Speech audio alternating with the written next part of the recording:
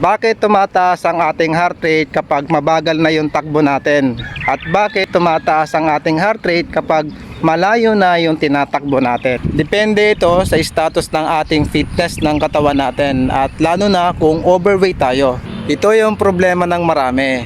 Tumatakbo ka ng mabagal, hindi ka naman nahihirapan, pero ang taas ng heart rate mo. Meron niyang iba't ibang faktor tulad ng mahina pa ang iyong aerobic base, kulang sa pahinga, kulang sa tulog, klema, pagkain, hydrated ka ba o baka naman dehydrated ka o baka naman mabigat ka pa. Guys, kapag malayo na yung tinatakbo natin, normal lang yung pagtaas ng heart rate kasi gawa ito ng fatigue, pagod at dehydration. Kaya planuhin natin yung pag-inom ng tubig. Halimbawa, tatakbo tayo ng 10 km, kada 3 km, iinom tayo ng tubig.